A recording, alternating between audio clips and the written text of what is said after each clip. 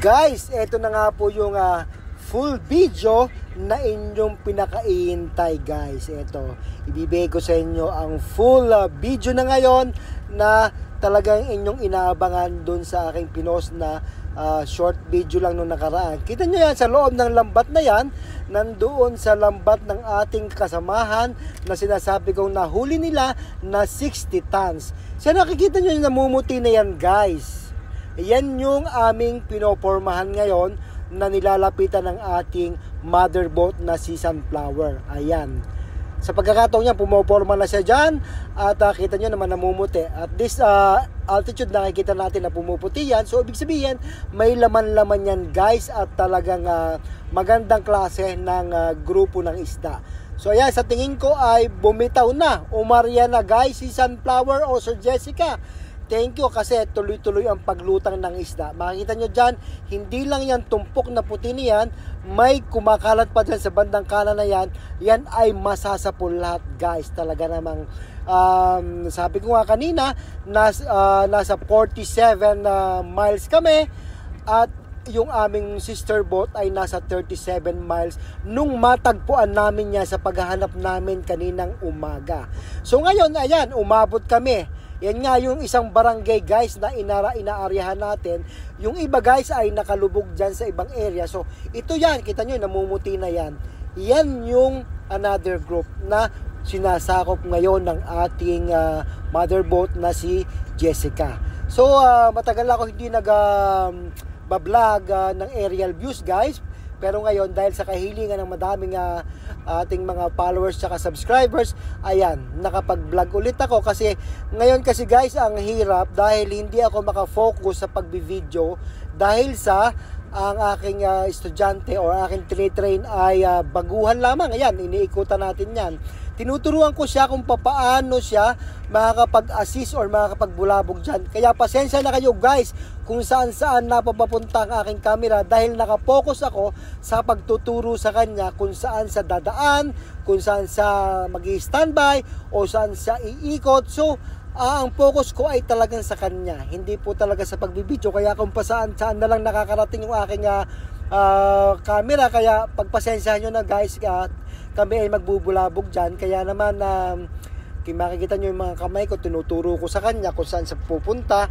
At syempre pagkabaguhan, ano bang ini-expect mo? Syempre hindi naman talaga lahat makukuha in the first flight lang na first time niya na nagbulabog na umaarya kami. Kasi mostly pagka nakakakita kami ng kawan or grupo ng isda, laging lumulubog. Ang nangyayari, inaabot na kami ng 2 hours na lipad, hindi pa lumulutang o hindi pa nakakarya yung ating mother boat, kaya naman lumalanding na kami. So ito very timely guys dahil noong time na yan lumipad ulit kami na dahil nga sa malapit na siya. So I think sabi ko, Master, kailangan siguro natin mag-assist kasi malalaking grupo ito. At the same time, para makapili tayo ng grupo na iyon tatargetin. So, pinayagan naman kami na lumipad dyan. At the same time, it so happen talagang na inabutan namin na makakaarya talaga siya. So, yun nga kanina guys, yung isa yan, yung barko na yan, yan yung isang sister boat natin na nauna sa amin. So, kita nyo guys, halos magkakalapit lang yung isda na inaaryahan dito, yung grupo ng isda. Katulad nga nung nakita dun sa isa kong video na halos dikit-dikit yung mga grupo ng isda. Ito po yan guys, ito yung isang barangay na grupo ng isda. Ngayon, ipakikita ko naman sa inyo kung paano siya naaryahan. Ito, naaryahan ng aking mother boat. Yung aryada ng aming sister boat ay na-post ko na rin yun guys. So ito yung hinihiling nyo na full video. At dito guys, tapusin nyo to dahil makikita nyo kung gaano karami yung aming nahuli dito sa aryada na ito. Hanggang sa pagsasalok ay may papakita ko sa inyo dahil ito nga po yung full videos na hinihiling nyo. Usually hindi po ako nagpo-post ngayon ng mga full videos o long form videos dito sa Facebook kasi hindi nyo naman po pinapanood. Lagi naman ding sobra-sobra ang aking oras ng pagbablog. Kaya nasa YouTube channel ko po, nasa YT channel ko po ang aking mga full videos. Pero ito po ay ipopost ko rin sa ating YT channel guys. So ipinatikim ko lang po sa inyo kasi marami nagre-request ng full video sa Facebook. Kaya naman ito, ipopost ko rin talaga ito sa Facebook. At nang sa ganon, ibalik natin yung mga long form videos natin na mga aryahan ng mga isda. Kasi nakikita ko rin naman po dahil sa bagong monetization ni Meta na maganda rin nga yung bigay sa long form videos, lalo na kung pinapanood nyo guys. Ayan. So, sabi ko nga sa inyo kung saan sana nakakarating yung aking camera dahil pinopokusan ko kung saan ko pa pupuntahin yung ating helicopter. Tinuturo ko sa ating bagong piloto kung saan sa puposisyon.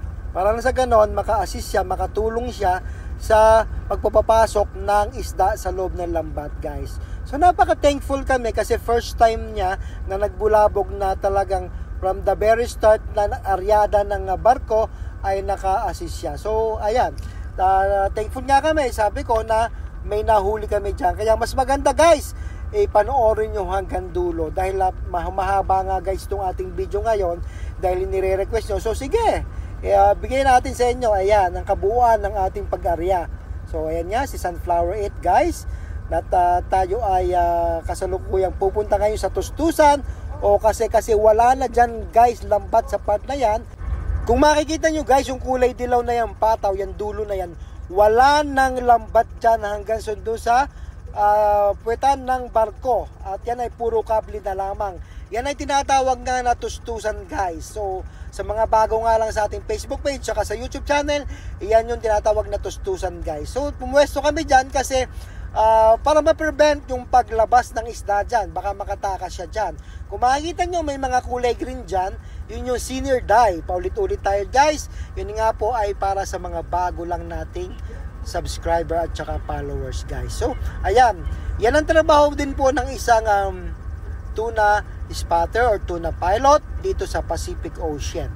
Nagbubulabog po kami, nag-a-assist kami o haharangan namin yung part na yan at para lumikha kami ng ingay para hindi sumugod ang isda dyan. Kung makita nyo may kulay green na yan, yan nga yung senior die para hindi lumapit dyan ang isda guys. So yan po ang trabaho namin bilang piloto dito sa Pacific Ocean. Sa fishing boat, port signer guys, port signers ang tawag sa amin.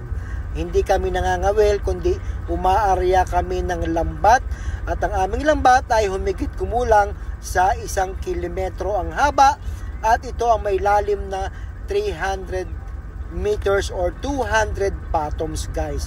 Kasi ito po ay pang deep sea fishing, pang malaliman lamang po ito at hindi kami pwedeng umarya sa mga bahura or sa malalapit or mabababaw na bahagi ng dagat.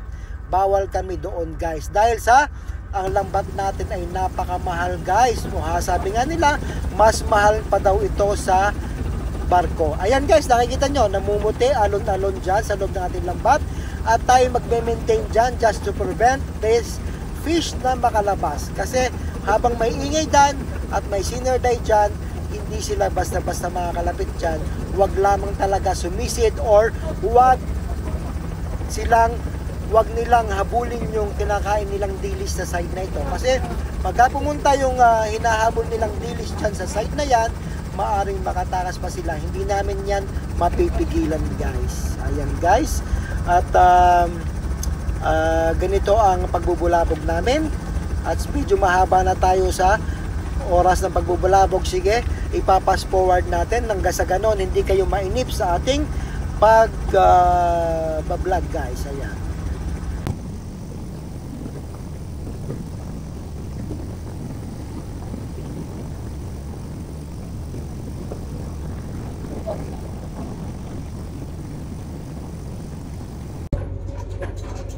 Ayan guys, pinapower block na nila yung inaryahan natin kanina na binubulabog natin ng chopper guys. So ngayon, first time ko ulit mag-vlog ng ganito na pang portrait.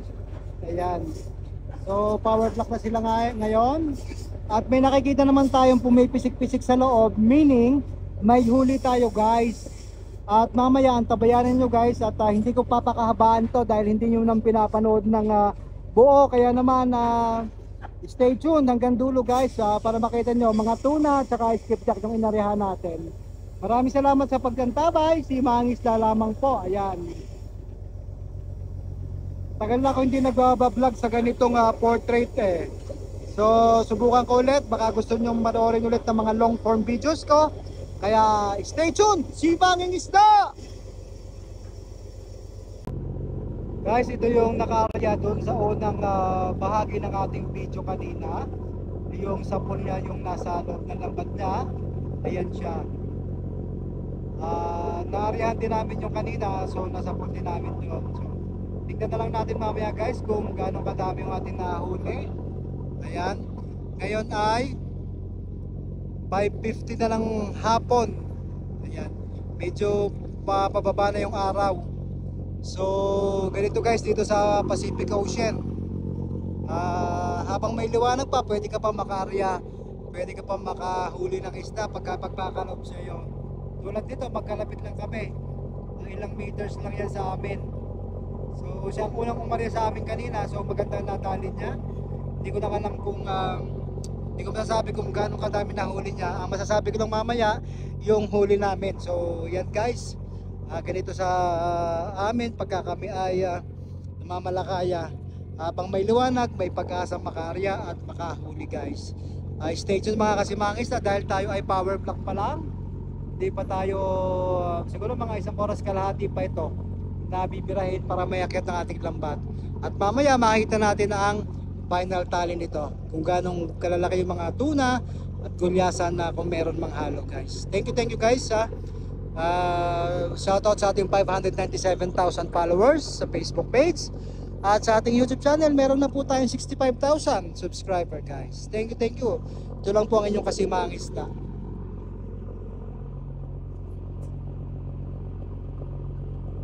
Ayan guys,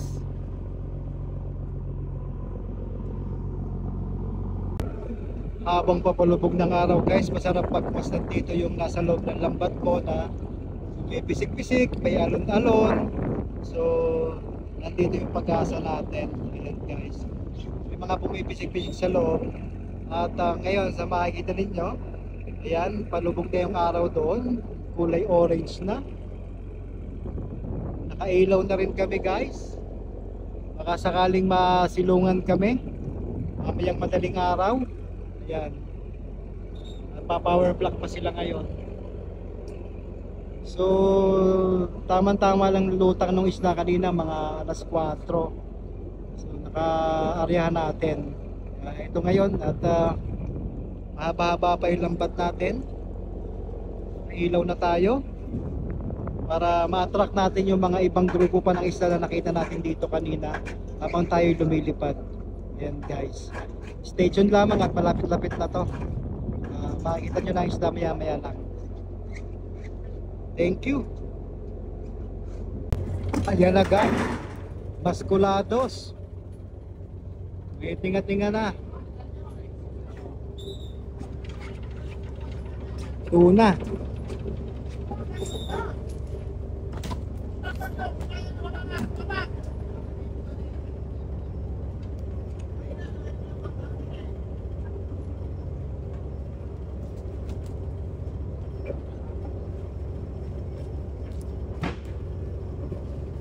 Lalaki.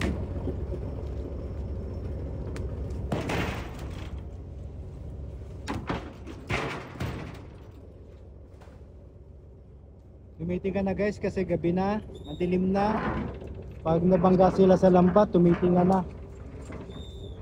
Power block pa sila ngayon.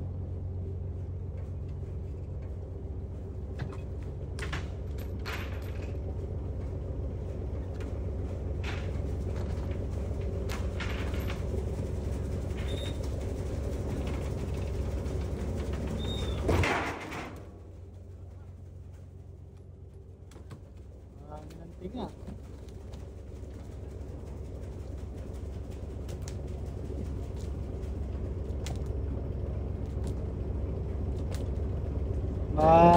Ganda-ganda yung alon-alon sa loob guys kaya sana maganda yung huli natin ngayong hapon.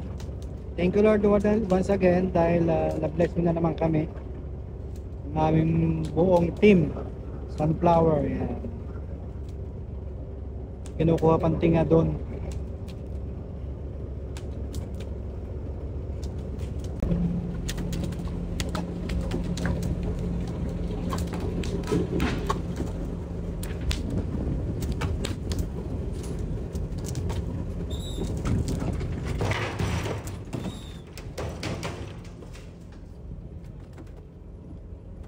Lalaki.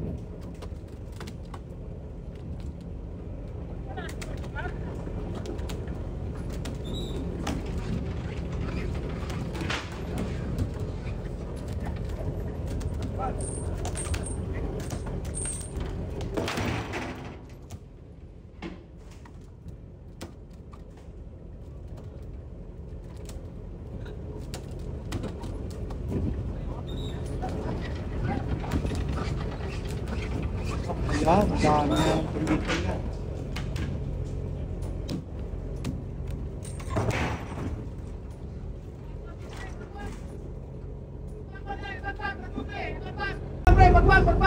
Ayan, kita-kita na guys ang isda, makaipot na. Dami nang tumitinga. Yellowfin tuna. Next, dadaan lang ha, dadaan lang.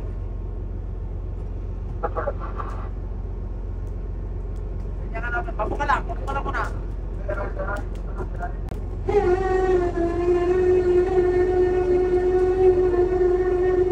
Nagkakagulo na, sana marami sa ilalim para mas may volume guys. Ano? Daming tumitinga, nandun kanina pa, malalaking tuna.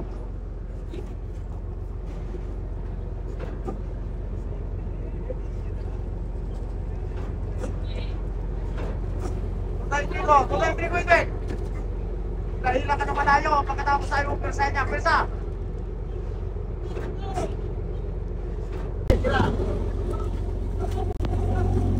Kakagulo sila eh, medyo nakiipot na kasi eh. Kaso nagtitingahan guys kasi gabi nga madilim. Pagka nabangga yan oh, kita nyo yung mga naglutang na yan, mga namamatay kaagad. Yan ang marami. Side na yan. Ano gagawin natin dyan? Yangan ko yung kable. Angat niyo dyan yung kadina. Yangan ko kayo yung kadina dyan.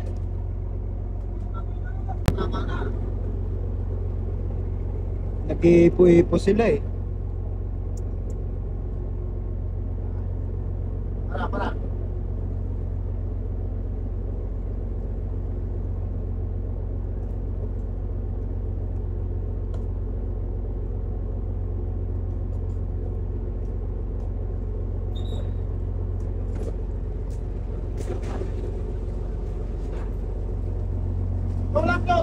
Tulak. Maraming tinga guys, hindi makapag power block kasi sa dami ng tatanggalin na tinga. Yun yung nakaka-delay talaga sa para may angat itong lambat. Mahirap talaga pagkagabi tapos tumitinga yung isda. Tulak lang.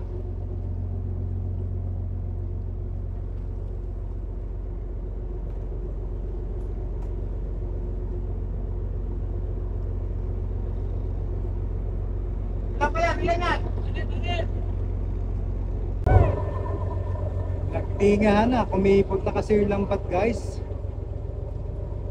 Ayan oh.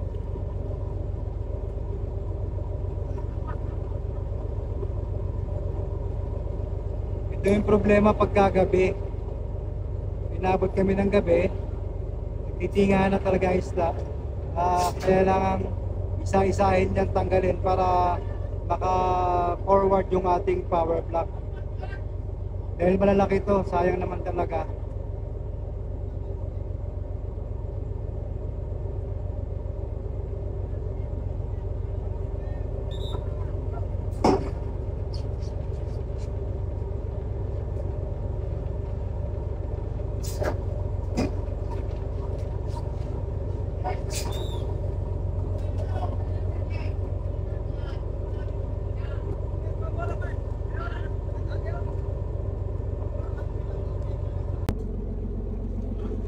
Wow!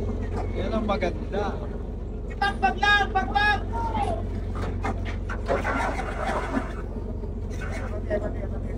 Makaipot na lambat guys. Puro tinga na. Marami yung isda.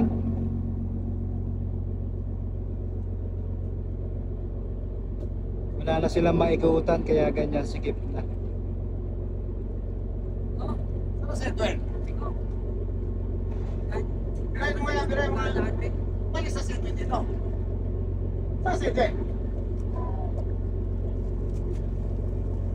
Ren, ipunta mo ito rito doon. Nasaan ka na ba?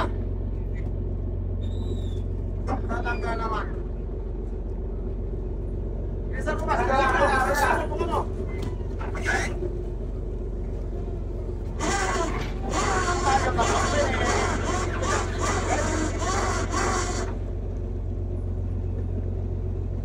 Ipo.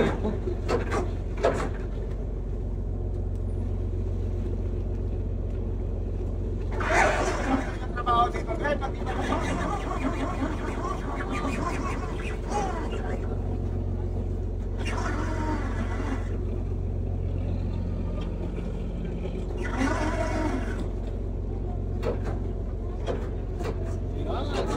Andun! Pagbag! Pagbag lang, pagbag! Pagbag lang! Kada!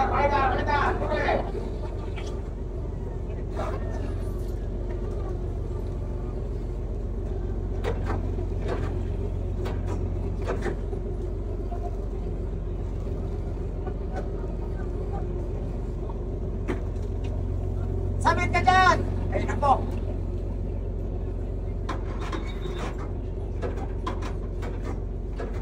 Ang pagas lang, hindi pa tayo tapos. Halo siya. Hindi pa tayo tapos. Malis.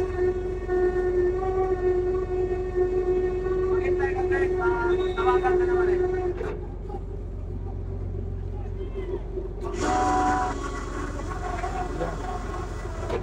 Mapuno na yung lambat. Kapag!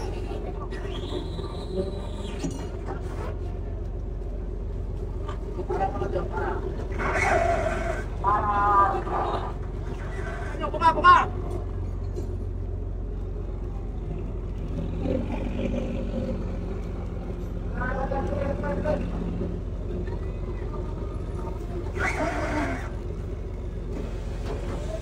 Nasa pool talaga lahat kanina guys. Nasa pool yung tatlong grupo. Pagbag!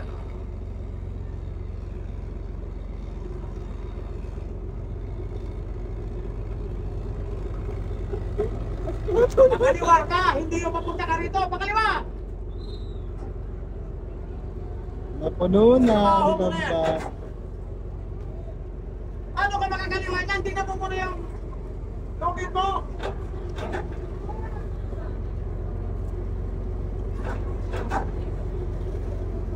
Di ba magpasaway?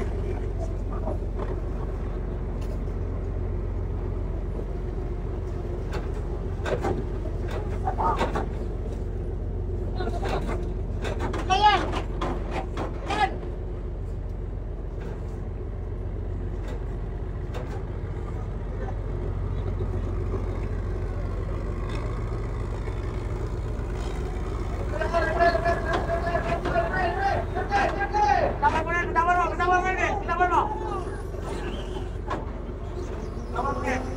Pagka ganito guys, talaga nagkakagulo, maingay. Siyempre, kailangan marinig yung instruction or yung command ng ating fishing master para sa safety yung mga tao. Kasi baka mabagsakan sila ng tuna guys, kaya maingay yung ating fishing master para sila ay maging alert eh.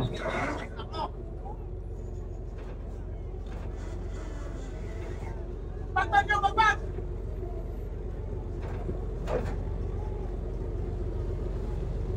Ganyan guys, pagka nakipot na tapos yung isda nasa ibabaw, baka madami ito. Wala kasi kami sonar guys, kaya hindi namin nakita kung gaano kadami ito sa loob ng lambat kanina. Kaya ganyan nangyayari. So parang hula-hula na lang ito. Depende na lang kung madaming alon-alon sa loob ng lambat Pero kung may sonar ito, at least kahit pa paano na alam natin kung gaano karami na kaagad.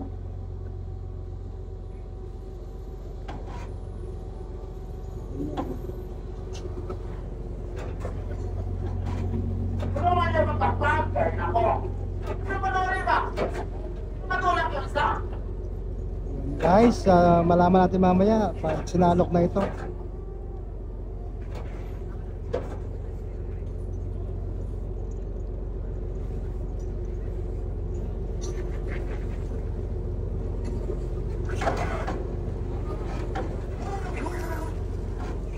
Hanging tab sa ilalim, mga isda yung lahat guys, sa loob lang yan.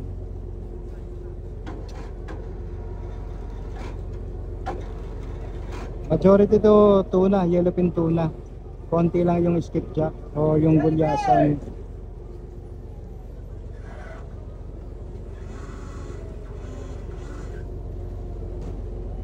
Ayan, kapit na. Kakalaskasin pa yan, tapos i-strobuhin guys.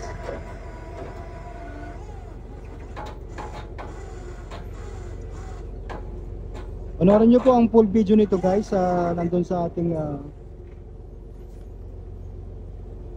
doon sa isang post ko guys, doon sa isang nasa helicopter na lumilipad kami. So ano lang ito, partial lang ito guys.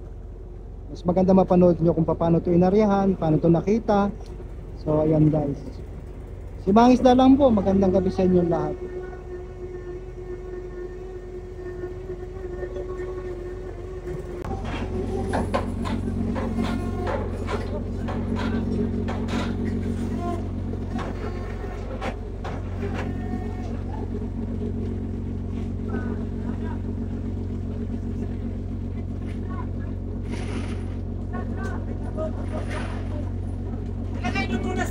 Ilagay mo sa ano yan? Ilagay mo sa shackle bago mo ilagay sa hook. Yan. Yan. Oh. Lagay para walang tanggalan.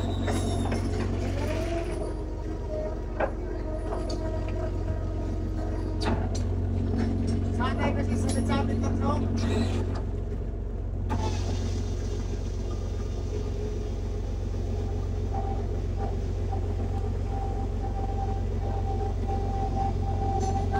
Salok na tayo guys, salok na. Ito na yung ating pinakaihintay na portion, salok time. Kalahati lang, hindi pa napuno.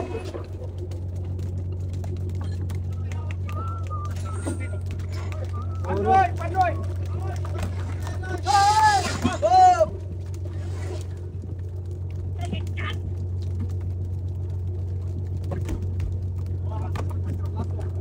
Yeah!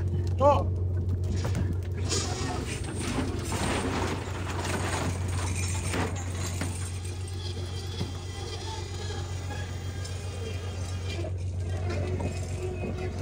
Yellowfin 70. Yellowfin? 70 cm. Yellowfin? Yellowfin, this one. Yellowfin 100 cm. 100. Yellowfin also. Yes, yellowfin 68 cm. 71. All yellowfin. Second salok.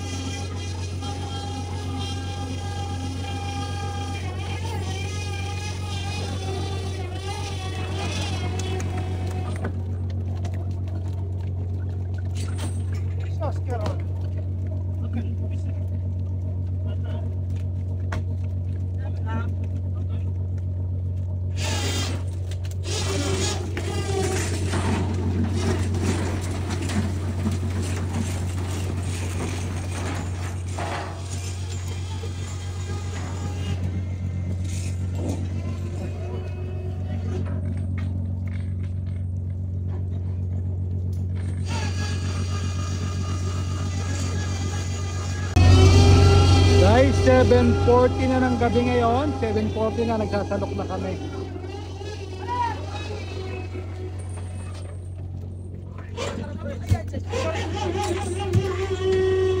Laki ng tuna. Lo suara ko ya. Rock back.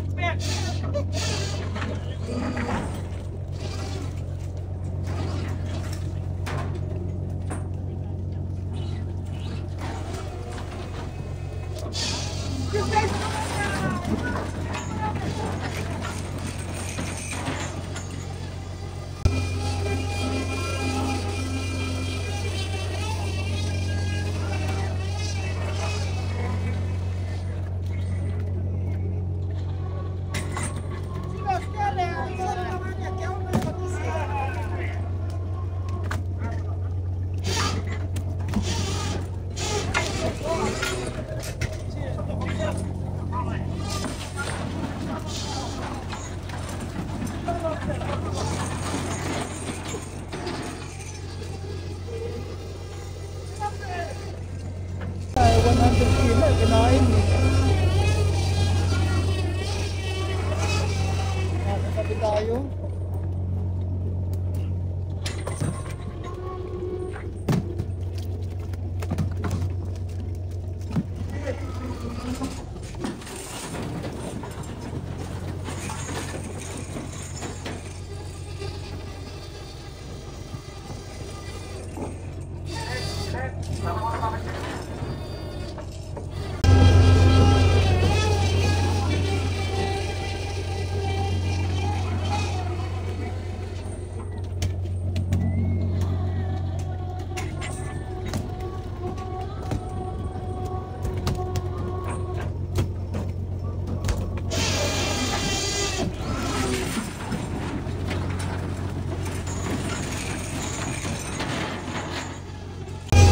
Kapag guys may mga tuna, hindi talaga siya mapuno-puno dahil sa loob ng lambat nakabalagbag sila, hindi sila naka-align kasi malalaki sila, so hindi ganong masalok.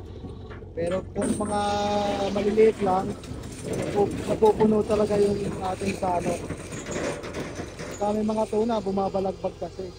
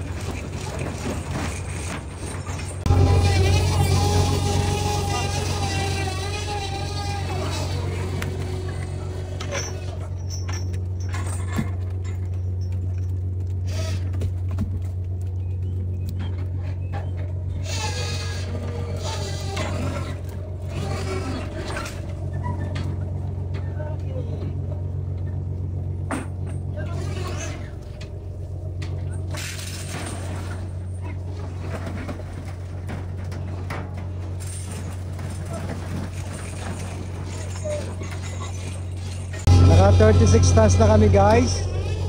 May marami pa sasalukin Sana umabot ng mga 60 tons.